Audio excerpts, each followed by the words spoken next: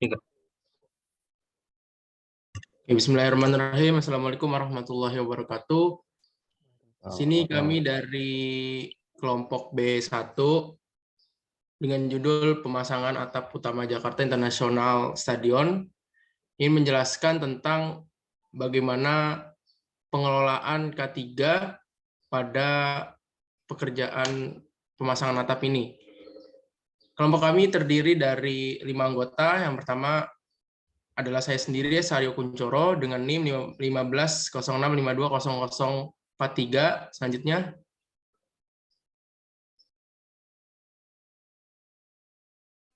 nama saya Alfandra Haryandrawan dengan NIM 1506526520017.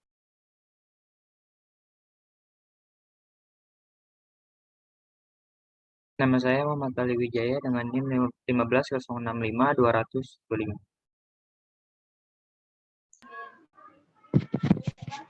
Dan nama saya Adrian Ramamusti dengan NIM 1506520012. Nama saya Bagus Tri Prasetya dengan NIM 15065252035. Oke, selanjutnya di sini akan kami tayangkan bentuk foto, yaitu tentang keseluruhan bagaimana pemasangan pengangkatan atap utama pada Jakarta International Stadion. Sini bisa dilihat terdapat beberapa kren untuk mengangkatnya. Saya ngambil dari YouTube. Oke, di next. Nah, yang kami lakukan di sini adalah penelitian tentang petugas K3. Kemudian nanti akan ada poin-poin selanjutnya akan dibahas oleh teman-teman saya nantinya. Di sini petugas K3 yang bertugas pada proyek ini, khususnya pada pengangkatan atap utama pada JIS, bisa kita lihat bahwa beliau selalu mengawasinya, tetapi hanya saja saya mengambil foto ini ketika dia sedang berjalan, jadi kurang jelas. Di sini bisa terlihat memakai helmet putih dan juga baju merah. Kemudian di sini juga mungkin lagi ada urusan sehingga kurang memerhatikan pekerja yang sedang melakukan pengangkatan atap ini. Kemudian yang selanjutnya di foto kedua ini ada juga petugas K3-nya. Oke, next. Kemudian di sini juga bisa kita lihat bahwa sudah ada petugas K3-nya, tetapi mungkin ini ketika dia pengen keluar tidak menegur anggotanya yang sedang berada di atas ini. Oke, next. Nah, berikut ini rambu K3. Ini adalah rambu bahwa tempat ini rawan untuk jatuh dari atas. Nah, selanjutnya di sini ada rambu bahwa dilarang untuk melintas dan juga ada police line, tapi berwarna kuning hitam. Oke, next. Kemudian di sini juga ada rambu juga. Di sini ada track untuk lift. Kemudian di sini ada rambu bahwa diwajibkan untuk memakai safety shoes, kemudian rompi, kemudian helmet, dan juga bahwa di sini hati-hati karena terdapat liftnya. Oke, next. Nah, di sini banyak sekali rambu-rambu K3, mulai dari dilarang merokok, kemudian memakai APD lengkap, kemudian juga ada himbauan hati-hati area pengangkatan barang, kemudian di sini juga APD mulai dari memakai glove, kemudian memakai tali keselamatan, kemudian memakai sarung tangan, dan juga masker, dan juga dilarang membawa makan dan minum. Nah, di liftnya ini juga terdapat rambu-rambu yang sudah jelas dipasang. Oke, next.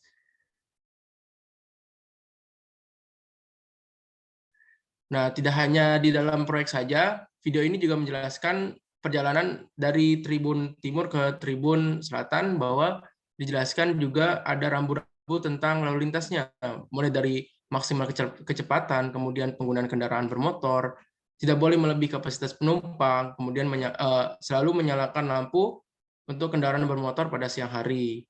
Dan juga ada himbauan hati-hati banyak orang lalu lalang dan juga hati-hati pada lalu lalang alat berat. Dan juga ada himbauan untuk selalu menggunakan APD atau helmet. Oke, next. Dan juga di sini ada rambu atau peralatan untuk lalu lintas seperti kon dan juga pagar keliling. Oke, next. Sini juga ada rambu hati-hati material. Jadi, oke, next terus. Next. Jadi pada proyek ini tergolong untuk rambu-rambunya sangat tertib sekali, mulai dari jalan kerja dan juga rambu APD dan juga rambu untuk COVID-19 juga ada bahwa himbau untuk memakai masker. Oke, next. Nah, selanjutnya akan dijelaskan oleh teman saya, Bagus, silakan. Baik, selanjutnya saya akan menjelaskan tentang peralatan K3 dan fungsinya. Nah, untuk proyek ini cukup lengkap peralatan yang dipakai atau yang digunakan oleh petugas-petugas yang berada di lingkungan proyek sekitar Jakarta International Stadium ini. Nah, contohnya di sini di foto pertama yaitu ada helm pengaman yang berwarna biru ini. Nah, untuk helm ini berguna untuk melindungi bagian kepala pekerja dari berbagai paparan bahaya. Nah, contohnya itu seperti kejatuhan benda maupun paparan aliran listrik.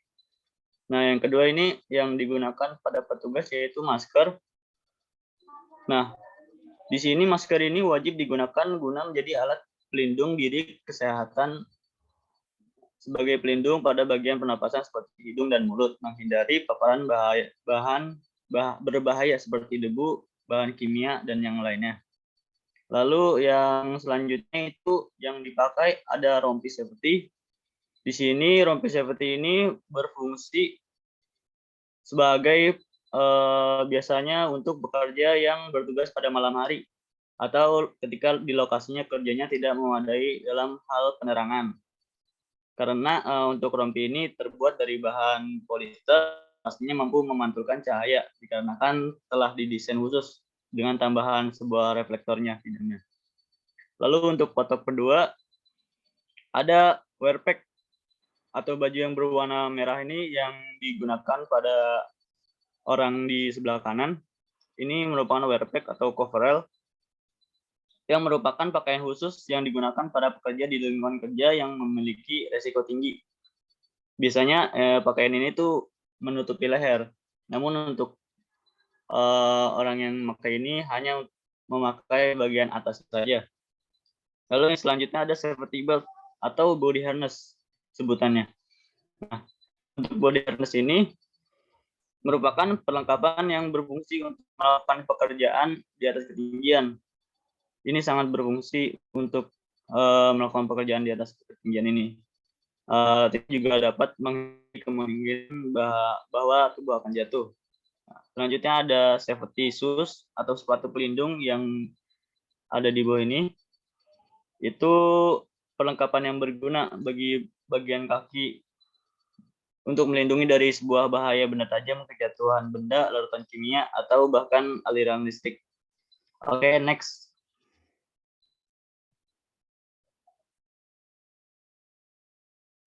Nah, selanjutnya ini yang dipakai ada safety gloves. Nah, di sini safety gloves yang dipakai itu berfungsi melindungi tangan untuk tidak melakukan kontak langsung dengan bahan kimia dan terluka akibat bersentuhan dengan benda tajam yang lainnya. Di sini juga terlihat para petugas menggunakan sepatu boots atau sepatu karet yang berwarna kuning ini. Ya, sama halnya ya seperti sepatu safety shoes yang tadi. Ini untuk guna melindungi kaki dari sebuah benda tajam atau kejatuhan larutan kimia. Nah, yang terakhir di sini ada safety apar. Nah, safety apar ini selain pelindung diri, di sini ada juga alat yang berguna sebagai alat perlindungan diri bagi keselamatan dari adanya bahaya kebakaran di lokasi proyek tersebut. APAR ini merupakan alat yang dapat mengendalikan api atau memadamkan api dalam skala yang ringan, biasanya berbentuk tabul seperti ini, merah. Oke, selanjutnya. Oke, selanjutnya akan dijelaskan oleh Muhammad Aldi. Berikutnya itu ada potensi bahaya untuk pekerjaan pengangkatan atap. JIS ini kan berada di posisi ketinggian. Untuk potensi bahayanya sendiri ini bisa, yang pertama itu ada jatuh dari ketinggian, yang kedua itu kejatuhan benda asing yang ada dari atas dan yang seperti itu ada asing dari tiap-tiap pekerjaan yang ada di proyek tersebut. Selanjutnya,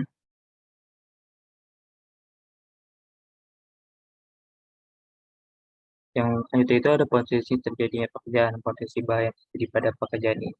Ini ya jatuh dari ketinggian dikarenakan banyak pekerja yang berada di atas ketinggian. Next.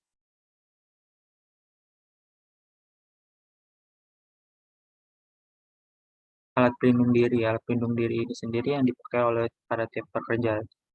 Pertama itu ada helmet untuk melindungi barang-barang atau puing-puing proyek jatuh ke area kepala. Yang kedua itu ada wear atau krovel. Yang ketiga itu ada rompi safety dan safety belt dan body harness. Yang keempat itu ada safety suit untuk melindungi kaki para kerja. Yang terakhir itu ada masker. Nah, di sini masker sendiri untuk melindungi para pekerja proyek dari paparan debu dan dikarenakan keadaannya COVID-19, jadi mewajibkan untuk para pekerja memakai masker semua. Next. Selanjutnya akan dibacakan oleh Elvandra. Oke, selanjutnya itu ada alat pelindung kerja atau APK. Nah, di sini ada pertama itu ada pagar pengaman atau guard railing. Pagar pengaman ini tujuannya itu untuk menjamin keamanan kerja di dalam di lingkungan proyek, termasuk keamanan bahan bangunan dan alat-alat kerja yang ada di dalamnya.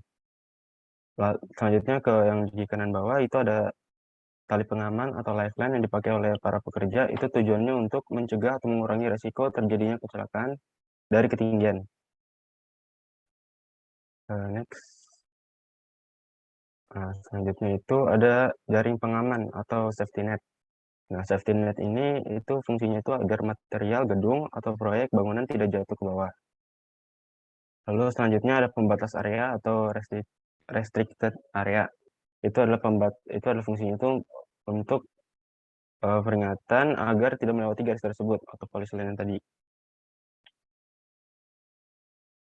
Nah, selanjutnya yang ke-9 itu ada berpotensi tunggu atau potensi yang akan terjadi.